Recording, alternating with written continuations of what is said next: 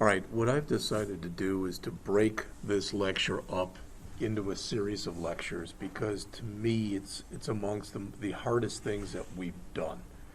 It's a different way of looking at things. So I've sent you 2 emails today. I'm going to go over the material that's in those emails and we'll see how far we get today. I do not even plan on looking in the book today. All right? And will we tomorrow? I don't know. But the point is, by the time we go and open the book up and look at the stuff that's in this chapter, I want you to say, oh, that's all review. That all makes sense. All right? And another thing is, what I have sent you there, I've sent you a couple folders as well, a couple zip folders. And the one we'll look at today has literally got about 30 or 40 examples in it. Many of them are duplicative. And what I mean is, when you do this stuff, there's probably a good half dozen ways that you can do it. And I showed you most of them, not to confuse you, but because if you ever go to a place to work that's using object-oriented JavaScript, you'll see all of them. There's at least a pretty good chance of that. So what I'm going to do right now is I'm going to start by going over these 4 things that are right here. And you'll notice they're W3 schools, and I never even knew this existed before. I don't know what Syntactic.com is, but like I said, I found a few things in here that I wanted to go over with you. Then we're going to look at this article that's in here. It's 15 pages, but we're going to go through it quickly. Why? Because the next 2 things that are in there, the last 2 references that are shown there, pretty much go over most of the stuff that's in this article. And again, it's not my goal here to read to you. It's more my goal that we will look at a bunch of different ways of doing this and that you start saying, okay, I guess it sort of makes sense. All right, and if you can get to that point, then at least hopefully I'm doing my job. So that's what we'll look at. And then next, the other thing that I put out there was I just sent this, and this is a series of articles that are out there, and what I like is they're not real long, but they do a really good job of explaining things, so we're going to take a look at that as well.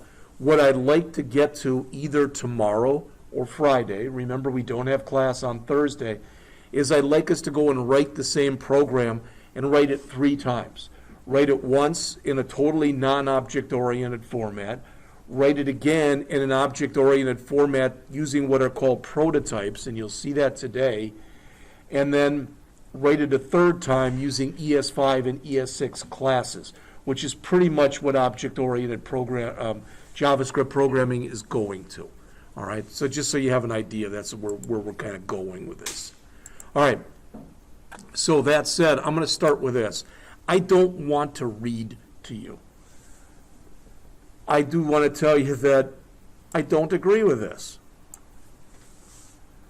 I find JavaScript to be what I refer to, and I've seen this in other books, etc. It's not an object-oriented programming language. It's an object-based programming language.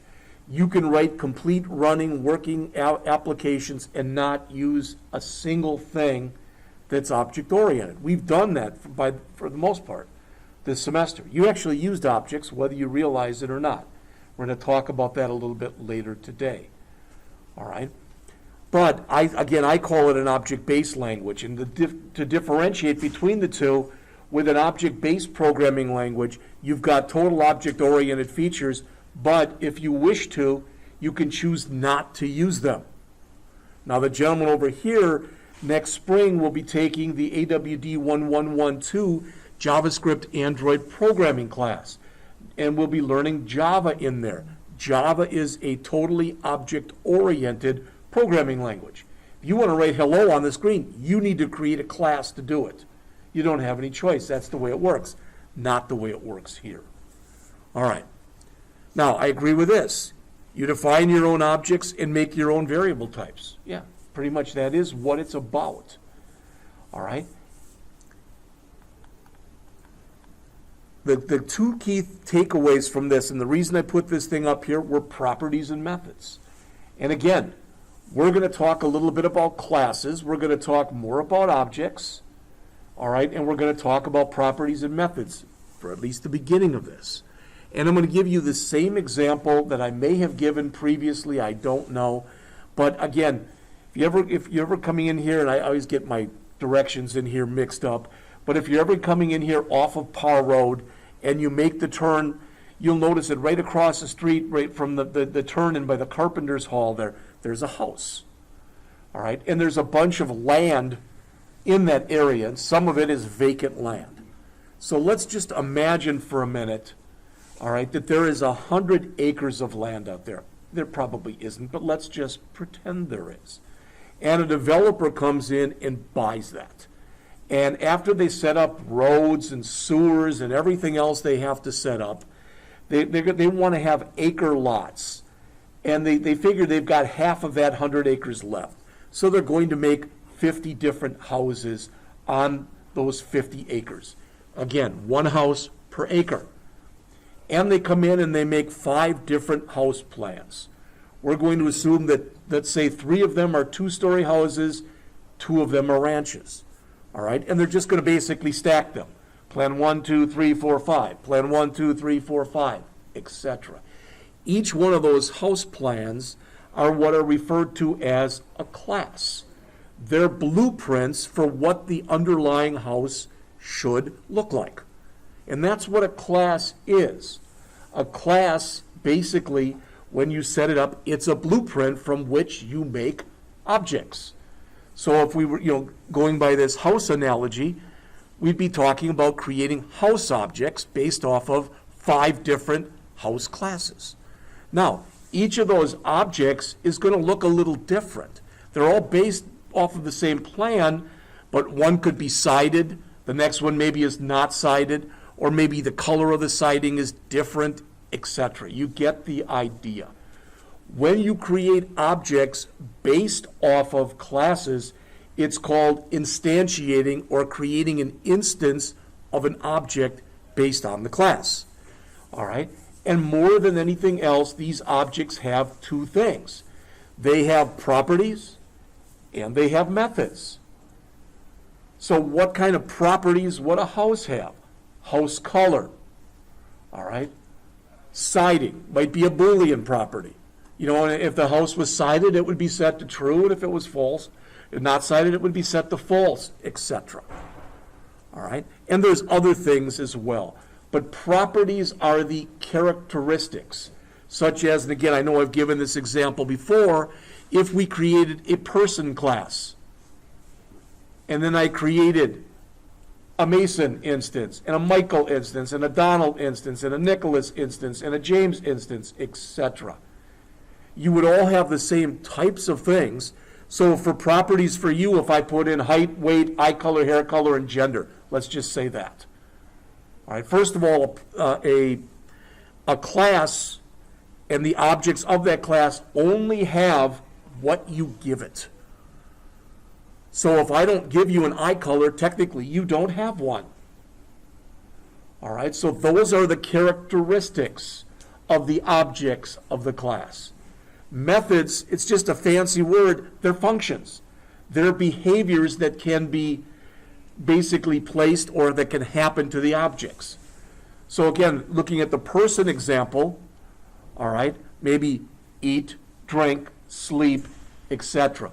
And person's one that's used a lot because it's one that everybody can identify with. Another one is car. All right, has 2 doors, has 4 doors, for example, that kind of thing. So properties, as it says, are the values that are associated with an object. That's true. But the objects are actually basically declared in the class.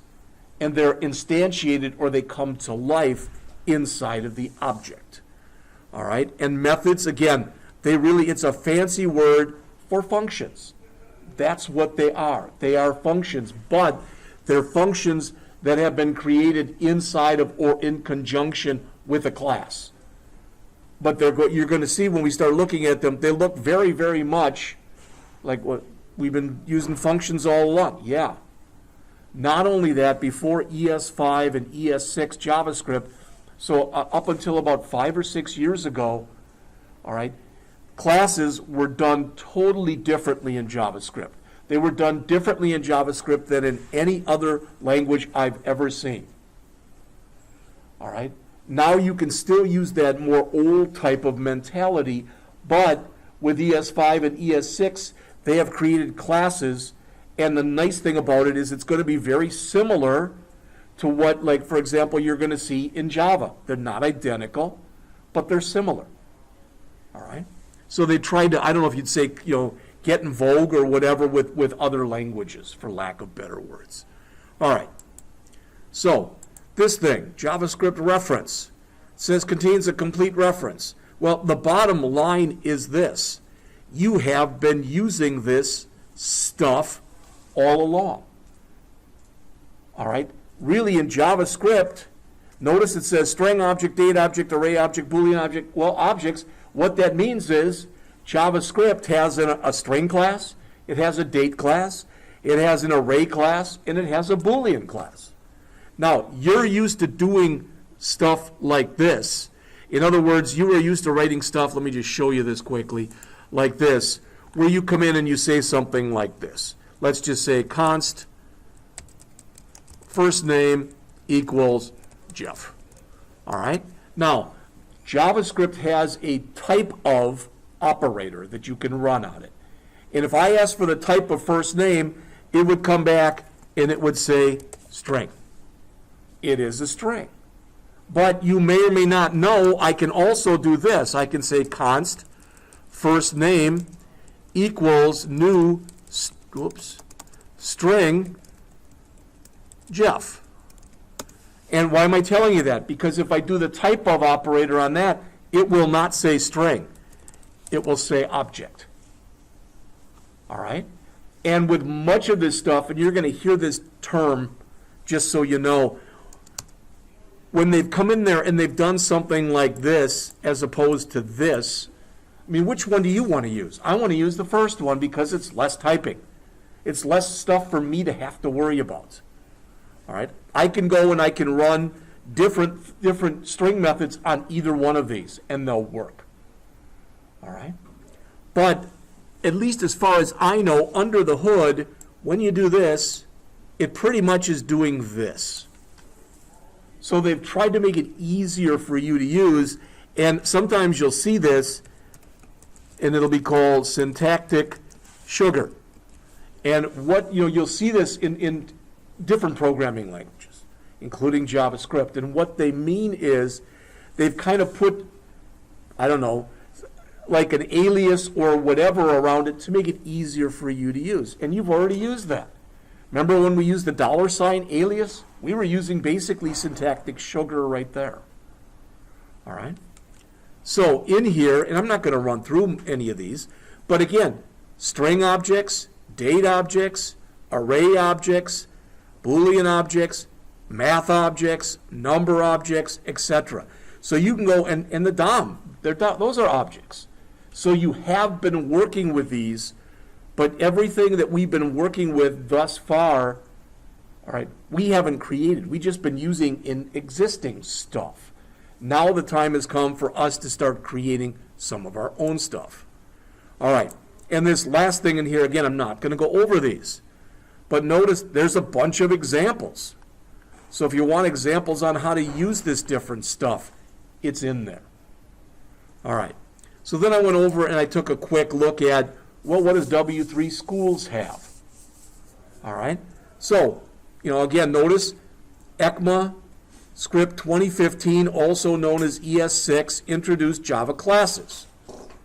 All right. So this is an example right here of a class. Not a big example, but just so you see it. And again, as I mentioned, automobile, car, etc. are often used for this because it's something basically everybody can identify with. All right, so what do we have here? Well, again, remember, this is ES6 syntax. This is not the only way to create these. But if you decide to do it this way, you use the word class, and you give the class a name. It's convention that that name is uppercase. If you don't make it uppercase, you don't get an error, you don't get a warning, but you're breaking convention. All right? Then, whenever you create a class, you should create a constructor. What the heck is a constructor? when you create new instances of a class, when you instantiate or create objects of class car, all right, the constructor is what automatically gets called first. And you'll notice this constructor has got a name and it's got a year, all right? So they're going to give examples here, but I'm just going to give you one as well. And that is, I'm going to bring this up. Let me shrink this way down. And I'm going to just grab what they've got right here, all right? So I'm going to type in exactly what they have. So, oops. So class car constructor. Move that over, or else it'll word wrap, but I don't want it to. Name, year, this dot name equals name, this dot year equals year. All right? Nothing new. That's the same exact stuff that you saw. In fact, you might even be saying, yeah, it is. What the hell did you do that for? Well, I want to show you how we would create ourselves a couple of these cars. All right? So if I came in here and did this, if I came in and said const, I could call it whatever I want. Let's just, for simplicity, we'll call it car 1 and car 2. All right? We could call it, like I said, anything. So I'm going to say car 1 equals new car, and it's expecting me to give it a name, and it's expecting me to give it a year. Now, I've got my choice when I create this. I could make the year a number, or I could make it a string. All right? If I think I'm going to do something with it numerically, I probably should make it a number. I'm not, so I'm just going to make it a string. All right? So I'm just going to come in here, and I'm just going to put in Mustang, and we'll put 2018. In fact, we'll make it a string, like I said. 2018, and we'll make another one, const car 2. We could make as many of these as we wanted to, equals new car, and let's just say, I don't know, I've got a Hyundai Elantra, so I'm going to say that, Elantra, and mine is a 2016. All right? So what magically happens right here? Well, as you'd probably guess, Mustang becomes this, 2018 becomes this. Kind of what you think would happen. All right? And remember, good, bad, or indifferent, that one thing about JavaScript is it's not a type strict language.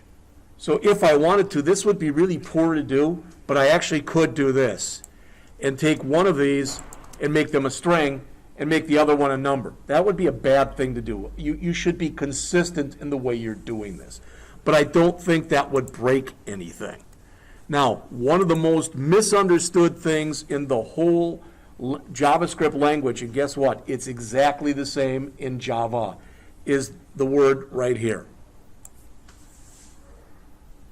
And this basically, for lack of better words, means what are we talking about right now? So this dot name is the name for the current object that we're talking about. This dot year is the name of the year of the current object we're talking about. If we left this off, we'd probably get an error, but if we left it off, what it would try to do would be to take that value that we passed in, this value, and it wouldn't set it to our name. It would just set 2018 to 2018. All right? But by putting in the word this, what we're saying is, I have two cars. One of them is a 2018 Mustang. One of them is a 2016 Elantra. All right? And you know what? That was not a good explanation. But you can go and read articles on this stuff and get more confused after you're reading the articles, and they're well-written articles. All right? So if we take a look in here, as it says, it creates a class named car with two properties, name and year. Notice, a JavaScript class is not an object. Again, it's a template. So when we did this, until we put in these two lines, no car existed. all right? And you're going to see in some of the examples that in the file that I sent you, in the first one, this is not the only way of doing this. This is the newer way of doing it. And the reason that they've done this, I think, is because a lot of people who are converting over to JavaScript already worked with object-oriented programming in other languages. And if you look at the stuff the way JavaScript used to do things, it was like, wow, this is just totally different. So they tried to make it more similar. All right? Just so you see this. And, I'm just going to put this right below it, and I'll get rid of it in just a second. But I just want you to see something.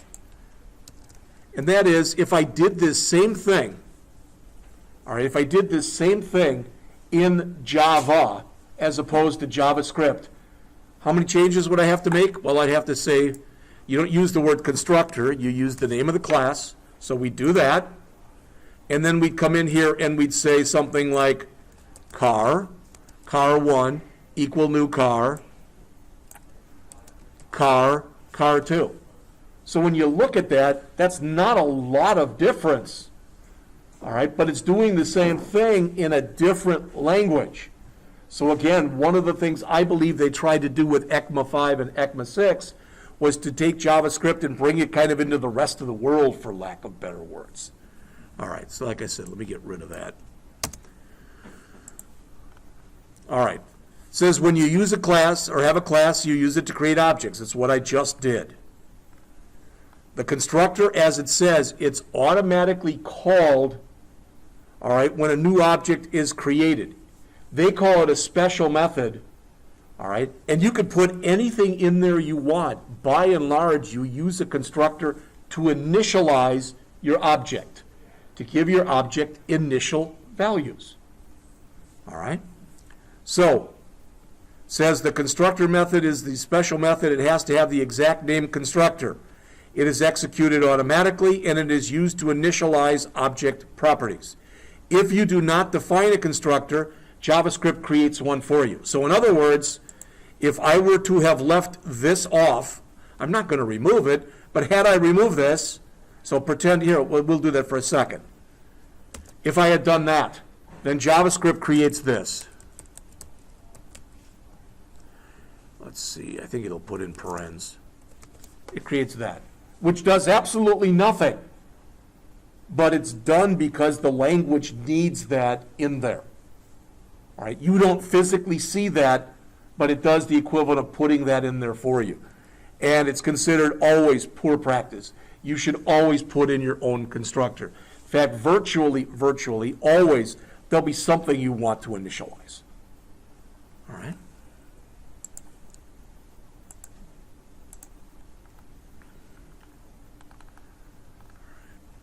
So again, yeah.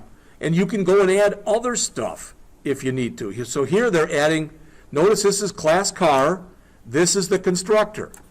And under the constructor, we're adding another method. Don't say, oh, yeah, it's another function. No, it's another method because it's part of a class.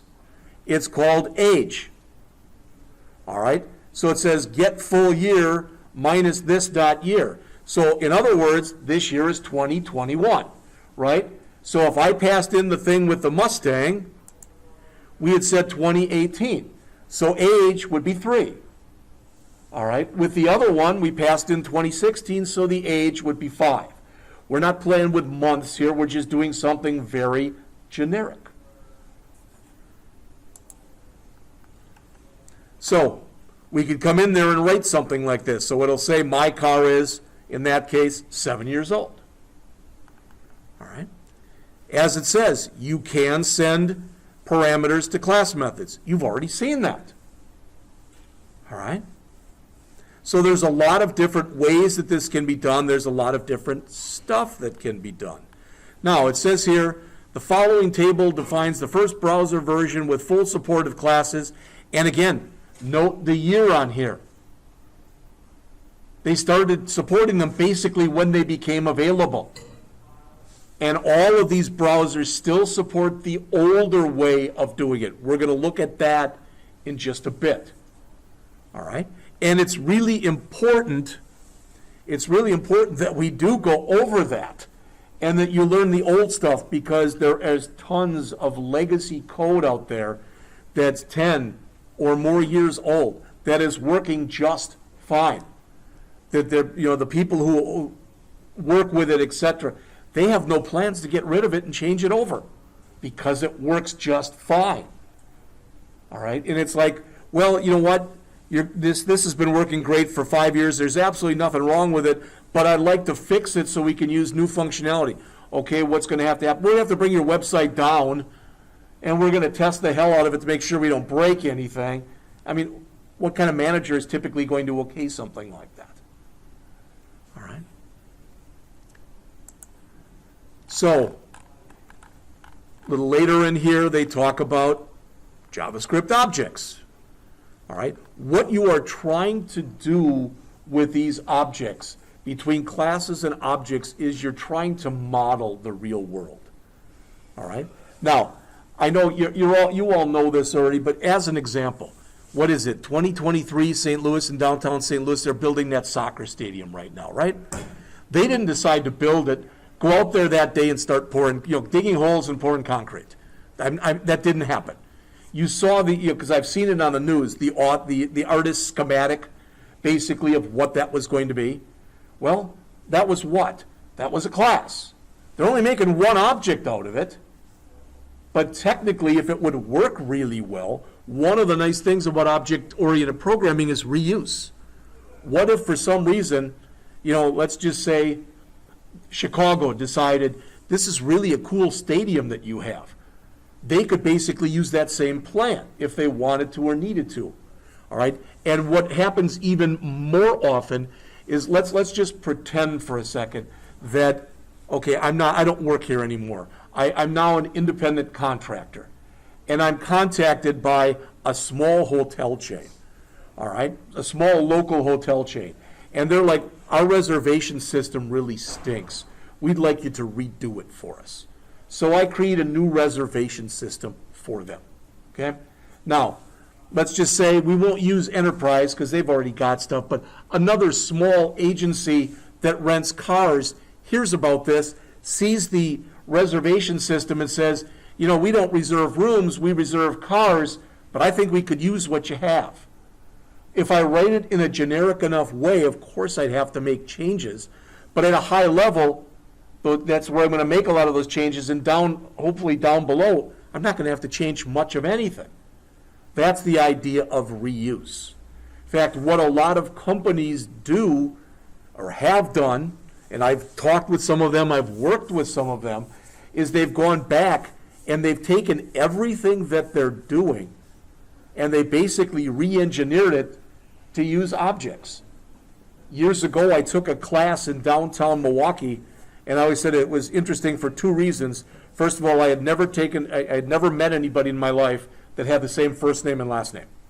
The guy who taught the class, he was from India. His name was Vieravan, and it was Vieravan. All right, that was the first thing that at least I thought was interesting. And the second thing is he was a programmer at Johnson Controls in Milwaukee. And if you don't know what they are, they're basically what regulates many of the thermostats that are out here. All right, and what they did there was they had been having problems with their code. This is the way he explained it to us. And he said they took 2 years and re-engineered the entire way they were doing things to make it object-oriented. All right? And I said that was pretty interesting. So, I never been shy about asking questions about stuff like that. So I raised my hand and said, well, how many levels deep did you go? This object can contain this object, et cetera, et cetera. And he said, it's a good question. He said, believe it or not, we went 500 levels deep. Because some of the controls that we create are so intricate that we had to do that. And, somebody else said, well, okay, that's fine. Why did you do that? Well, it actually resulted, they said, in about 30% less code that ran much better and hadn't come up with any errors. So that's why people do it. If when managers hear, well, you're going to have to do an outlay here, but after you do, you're going to have less code. The ka-ching starts going off in their heads where they're less code, less programmers. All right, which isn't a great way of looking at things, but the way some people do anyway. All right. So here's some examples. Now these are, as it says, with the object, the only thing that we've looked at so far has been the make or model or whatever it was and the year. Well, notice, here's some other stuff. So there's a name, all right, there's a model, a weight, a color. You can think of, I'm sure if you tried, you could probably think of at least 30 or 40 different properties. All right? Now, and it doesn't matter, so if I've got, let's just say a whole lot full of Fiat 500s, I think you're going to agree that there'll be some that are duplicative. Some will be white, and there'll be 2 doors, et cetera, et cetera. Some of them won't be white. Some of them might have 4 doors. Some of them might have a hatchback, et cetera. But all of them should have those methods. You should be able to start all of them, drive all of them, brake all of them, stop all of them. There might be more. In other words, maybe some of them are automatics and some of them are a stick. All right? But you can start to see when you break this down properties that an object has and methods that an object has. And again, with these methods, as I mentioned to you earlier, if we left this out, all right, you could still brake, but technically you couldn't stop. All right? So all I'm trying to tell you with that is an object is no smarter than the abilities that you give it. All right? All right. So as it says, all cars have the same properties, but the values differ. All of them have the same methods, but they're performed at different times. If the guy in front of me does a car.brake, I better do a car.brake too. All right? But does the person who is, a mile behind me have to do a car.brake? I don't think so. All right. All right. So it says here, this code assigns a simple value to a variable named car. Okay, fine. Objects are variables too, but objects can contain many values. The only type of object that you've looked at thus far that can contain multiple values has been an array. And arrays are objects. All right? Now, when you look at this, just so you know, I want you to see this, that basically right there is a JSON object. That's a JavaScript object notation right there. And how do I know that? It's got the curly braces, and it's key value pairs. So the key is type, the value is fiat. The key is model, the value is 500, etc. All right? So as it says, the values are written as name value pairs where there's, basically separated by commas. I should say separated by commas, and each part of it, the key and the value is separated by a colon. All right? Now, we could come in here and create a whole bunch of these. And if we did, if you look on the screen here, all right, these are the objects. We could have a big thing in here and then make an array of those. It's totally legit to do that. In fact, quite often, that's the way it's going to be done. Why? Because, again, if I have 500 cars, I'd much rather have an array with 500 components than have 500 different variables that I had to worry about.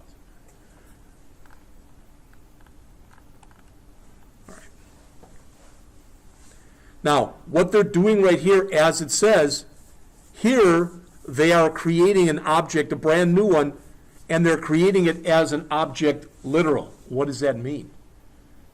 There's no class here. They're just coming in here and they're creating it. All right, so they're not creating a person class. And anybody want to take a wild guess? If I wanted to refer to the first name of that person, how I would write that? Anybody want to guess? Person. That's exactly correct. It's the name of the object, dot, and that's also how you call the methods. So it's the name of the object, dot, the name of the property, or the name of the object, dot, the name of the method, and that one has to have parens, whether you're passing something in there or not. All right. Now it says spaces and line breaks are not important. The reason for that is many people set it up like this. All right? And all I'm telling you is be consistent in the way you do it. All right, it's going to make it much easier. Okay. All right.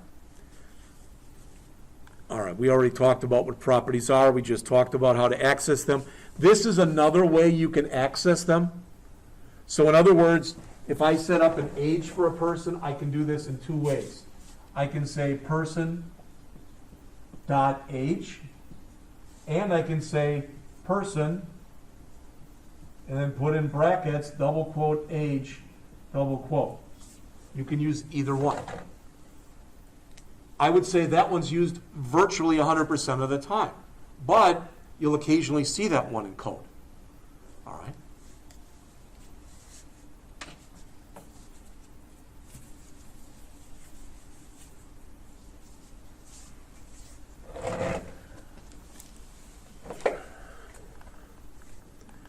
So there's their example of it, very similar to what I just showed you. All right. All right, again, objects can also have methods. Sometimes they're called methods, sometimes they're called behaviors. Doesn't matter. But again, the object only has the methods or the behaviors that you give it. All right, years ago I went through an exercise when I was teaching in Wisconsin, and we started talking about a person. So let's come up with 20 properties for a person. And we did fairly quickly. And then we came up with, I said, well, let's come up with some methods now. We came up with about a dozen. And we got done. We created that object. And somebody said, well, what about belch? Somebody else, of course, had to yell out, what about fart? All right? And the point is, the person couldn't belch or fart because we hadn't put in those capabilities. All right? All right. So you'll notice right here what we're doing is not only, this is an object literal, are we setting up the different methods, but we're also setting up an associated function. And there's no reason to think that that couldn't also be written as an arrow function, but this is one case when you almost always see it with the older type of syntax with the word function like that. All right? But the point is this, and to look at this, notice the ID. That is a numeric field, so it's not in double quotes. First name and last name could be in either double quotes or single quotes. All right? Be consistent. Always use one or the other. And I'd say that more often than not, you're going to see them in double quotes. All right? Okay, and notice there's a comma after each one, except, of course, the last one. And the whole thing is inside of curly braces, and there's a semicolon at the end. Why? Because we're creating a new variable. That's what this is. Person is a new variable, or a new variable type, whatever you want to call it. All right, it's going to have a first name, a last name, an ID, and it will have the ability to print out its entire name. All right, so this is the way they describe the this keyword. All right? In a function definition, this refers to the owner of the function. I before said it's basically kind of whatever is current. All right, I've always looked at it as being basically the current object. All right, so it says in the example above, this is the person object that owns the full name function. In fact, this person object owns everything inside of its curly braces. All right, it says, in other words, this dot first name means that first name is the first name property of this particular object. All right. Now, C# does not have a this. There are many times it uses the word me in a very similar way. JavaScript or Java has this, and it's used almost exactly the same way that it's being used here. All right. So as it says, if you want more, I'm not going to click that link, but if you want more, you can take a look at it right there. All right. So if we say this, if we go in and we create this, so notice what they've done here. Notice I'll just come in here and I'll put myself in here.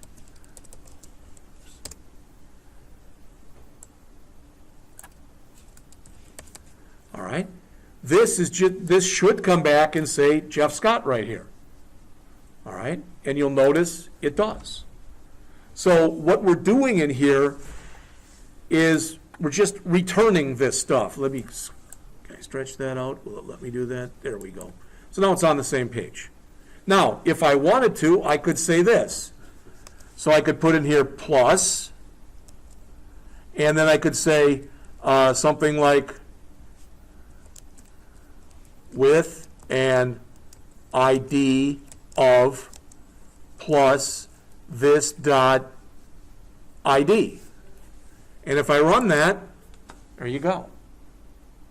Now, as you'd probably guess, too, we can also come in here where we've got this return this dot, etc. We could clean this up a little bit, because we could come in here and use our template literals. All right, so I'm going to put the $ here. This dot first name.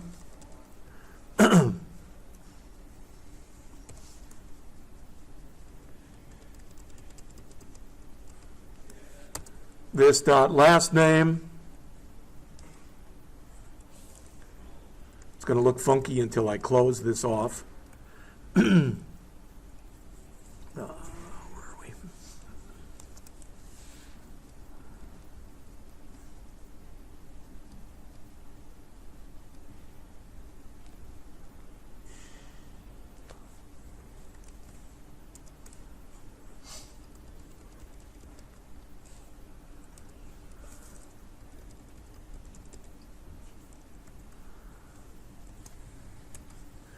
All right, should work. Okay? And the only reason I'm showing you that is that's considered to be the more in vogue way of doing it today. All right, there's nothing wrong with doing it the other way, but when you start getting these really long strings, it gets really cumbersome to be doing it the first way that they showed in there. All right? Okay. Do not declare strings, numbers, and Booleans as objects. It says when a JavaScript variable is declared with the word new, the variable is an object. Guess what? You can do that. All right? Really, there's nothing advantageous to doing that. You've already got built-in string methods, you've got built-in number methods, you've got built-in Boolean methods. You don't gain anything from doing that, is what they're saying here. It says they complicate your code and slow down execution speed. All right, I'm not going to run through this, but if you look, there are exercises in here that you can go through, you know, if you're so inclined. All right. The other thing I wanted to show you here was this thing, because we're going to talk more about this in just a little bit.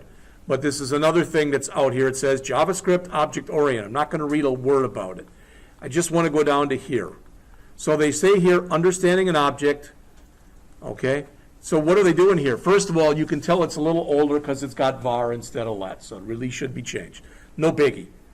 But what they're doing there is they're creating a new object. Then they are basically using the old-fashioned way of, after you do that, you just use the name of the object dot. You can add whatever the heck you want to add to it. So when we do this, there's a person object which cannot do anything and has no properties and no methods. All right? After we do all this, the person object has a name, an age, a job, and it's able to alert that information, or at least the name. All right? Now, notice it says they show it one way like this, and then they say another way you can do it is like this. You don't see this way, I don't think, as much, but you do still see a lot of this, which is called object literal notation. All right? One nice thing is it's not that different from class notation that we've already looked at. All right? But you'll notice in here they should have done a better job. Hopefully you can see, when you come in here, hopefully you can see that that looks pretty ugly. You can see when you start looking at it, all right, when you start looking at it, you can see where tabbing and stuff would really help. All right? So these are the 4 words right here that are on the screen that I want to take a minute. I'm going to go over theirs, but we're going to look at more of them after the break. These are what are called the 4 pillars of object-oriented programming. All right? Encapsulation, well, really, aggregation I wouldn't put in there, but we'll use that one. That's fine. Inheritance and polymorphism. All right? It's not going to be, the aggregation is going to be pulled out in just a bit, but that's okay. We're going to look at these anyway. Now, it says encapsulation, the ability to store all related information, whether they're data or whether they're methods, in a single object. So, in other words, the object should be self-contained. All right? This wasn't really doing that. All right? This is better, and what we'll see in ES5 and ES6 is it's better still. And I've given this example before, maybe even for you guys. I don't know. But if I bring up the calculator, I'm not going to, but if I bring up the calculator tool, I'm able to put in numbers, hit plus, hit minus, hit equals, hit square root, etc., and get stuff. All the logic to do that is encapsulated inside of that calculator. All right? And whether you realize it or not, we live our lives in an encapsulated way. All right? I mean, I don't know about you, but I got up this morning, got into my car, put it in reverse, backed out of my driveway, and put it in drive and started driving. I don't know. I'm not a big car guy. I don't know exactly what happens when I put it in reverse. I know that if I accidentally put it in drive and I went forward, I'd go through my garage. All right? So what I'm saying is a lot of the stuff that you do is encapsulated. You really don't think about it. All right, aggregation we'll talk about a little later. As it says, you can store one object inside of another. We'll get into that in a bit. Inheritance, you can inherit. So for instance, I could come up and make a class that was called employee. And I said all employees have a first name, all employees have a last name. I don't care about initials. All employees have an ID number. All employees have a department that they work for, etc. So I could do that. But then I could have, I could take, maybe I have, for example, piece workers versus commission workers versus hourly workers. So all of them are still, they are employees. When you work with inheritance, you use what's called an is-a or an is-an relationship. All right, what do I mean? An hourly worker is an employee. So that's a natural place to use inheritance. When you use inheritance, in many ways, it's like genetic inheritance. But, and I've said this example before, I know, but with genetic inheritance, typically, you get 2 people who get married. Let's just assume, for lack of argument, all right, they get married and they have a kid. All right, and if the 2 parents both have big noses, there's probably at least a good chance the child will have a big nose. I know it doesn't always work like that, all right? But typically that's the way that it works. So what happens? The child can live with a big nose. When it gets older, the child can have a nose job, etc. But it's not like the child can just peel off its nose and put on another one. That's what you can do with inheritance. So you inherit certain things, and if you don't like them, you can do what's called override them and make them do what you want them to do. All right? So let's suppose that I created, so I'm going to come up here very quickly, create like a class hierarchy. So I'm going to create a class up here, and I'm going to call it animal. And then I'm just going to create 3 other classes. I'm going to have cat, I'm going to have dog, and I'm going to have fish. All right? And I decide when I create this that all animals are going to have certain things in common. It doesn't matter what they are, but they're all going to have certain things in common. And I say that all animals also have to have a method that's called speak. All right? Now, I think you all agree that the way a cat would speak is different than the way a dog would speak, and you can say what you want about a fish. Let's just say it, makes bubbles or whatever. You get the idea. All right? But what I'm trying to get across to you is if I sit there and I say cat.speak, it knows that it's supposed to meow or purr or whatever. A dog is supposed to bark, and a fish does whatever a fish does. All right? But the point is, we've got 3 different types of classes and 3 different types of class objects that can respond differently to the same method. That's polymorphism right there.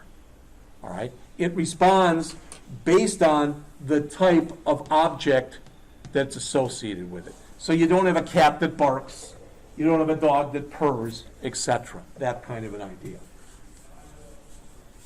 And like I said, that's what they explain in here. I'm not going to read it to you. You can take a look at it yourselves. All right? All right. So here, notice they say objects are composed of attributes. Yeah, well, okay. So attributes basically are the collective properties and methods. All right. Okay, I just want to check for my own edification here and make sure I didn't miss anything. So we went over this, basically everything that's in here. All right. I am going to go over this. All right. But I wanted to show you this, and I'll do it quick. We'll take a break. It'll be right 5 after 9, let's say. All right. So I've actually taken what I consider to be the relevant information that's from this URL that I'm going to bring up right now, and I've given it to you in one of those files. But when you look in here, this is abstraction, encapsulation, inheritance, and polymorphism. These are the 4 pillars of object orientation. The only one we didn't go over yet was abstraction. We will in just a second. And I will tell you, maybe I've already mentioned this to you, that when I decided I was going to move here, I started looking for jobs. All right. The good news is I was a finalist for one at, what was it, IIT, whatever that one is, that was, went kaput. I'm glad I didn't get that. All right. But I also interviewed for a position at St. Charles Community College.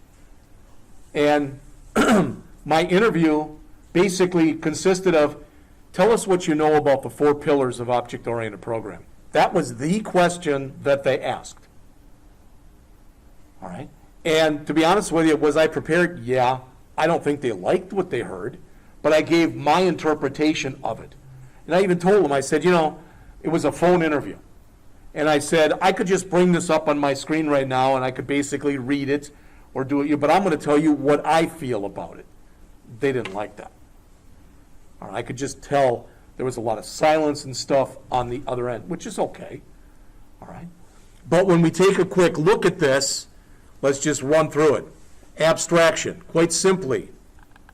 Abstraction is the concept of wrapping complex actions into simple verbs. In other words, hide the complexity. And again, I know I've already mentioned this today, but bring up this calculator. I type in 563. I click this. I don't know what it just did. I guess it did 563 squared. I don't know how it did that. It didn't sit down like I would do it with pencil and paper and figure it out. There was some, because nobody could do it that fast that I know of. All right? But the point is, the logic that does that stuff has been abstracted away. Yeah, they say, they use cooking metaphors in this thing, and it says, puff pastry is incredibly hard to make. Even professionals don't make their own. It says, I don't need to know how puff pastry is made in order to buy it and use it. I gave you the example of getting in your car. You take a driver's test, or typically people do, before they get a license, all right? But you're not asked in there, okay, you put the car into reverse, tell me exactly what happens, or you won't get your license, all right? Because most people probably couldn't. All right. So encapsulation we already mentioned, but it says, as much as you can, keep state and logic internal. What does that mean? Well, when we looked at the person before, remember the person had a name, etc., a job, and then we had a function that the person could do. All right. The properties, they're saying here, the properties basically are what you use to set and maintain the state. Does that make sense? That's what you use. All right. But you use those in conjunction. You typically you might have getters and setters or other things to work with those properties. So when they say keep the state and the logic internal, your state should always be reasonable. You should always be in a good state. In other words, let's say, for example, you don't know someone's name. Then you typically will put in a default value, something like that. Or if you don't want to break things. All right. For example, a lot of times you have fields that are required. You know this from your form work. All right. And you come in there, you leave a first name off, and it's required. What happens? It doesn't work. Why? Because your form is now in an inconsistent state. All right. And when they say the logic, again, those are the methods that are associated with the object to make the object, to give it state and keep it in a consistent state. All right. And then it says relating the two. Abstraction and encapsulation support one another. If you don't group like things together, you're going to have a harder time extracting them. All right. Then we've got inheritance. As it says, classes can have parent classes. In fact, at the top of the hierarchy, you know this already in an HTML document. At the top is your HTML tag, right? When you're working with objects, the top thing at the top of the hierarchy is something called object. Everything inherits from object, whether it directly inherits right underneath from object or from something that is from, as many levels down as necessary that is inherited from object. All right. As it says, classes will inherit all the behaviors and the attributes of the parent classes, but they can choose to overwrite them as necessary. That's typically referred to as overriding. All right, there's also a thing that doesn't really pertain so much to JavaScript that's called overloading. We're not going to even talk about that right now, but that's where they say overwrite, it's basically overriding. And as they say, to use a cooking metaphor, every omelet requires the same process: break eggs, cook eggs, add ingredients, serve. But the way that you cook different types of omelets will be different. I mean, things like ingredients could change, cooking times could change, temperatures could change, etc. All right. And then finally, again, they go into polymorphism. As it says, defined as the condition of occurring in several forms. Basically, it means we can call the same method on not just different objects, but on objects of different classes. That's where it becomes really important. All right. And finally, it says there, inheritance and polymorphism kind of go together, at least in the sense that all child classes will have the methods and attributes that were defined on the parents. Now, if you are going to go to all the trouble of creating a class and then having a child class, you're either going to want to, A, change something from the parent, but even more often than that, you're going to want to add something that the parent doesn't have.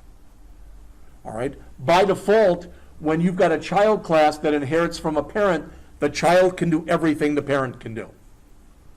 The reverse is not always true, because if you give the child extra capabilities, the child has those, but not the parent. All right? Okay, it's 9:03. Let's come back. Let's make it 15 minutes and come back at 9:18, please.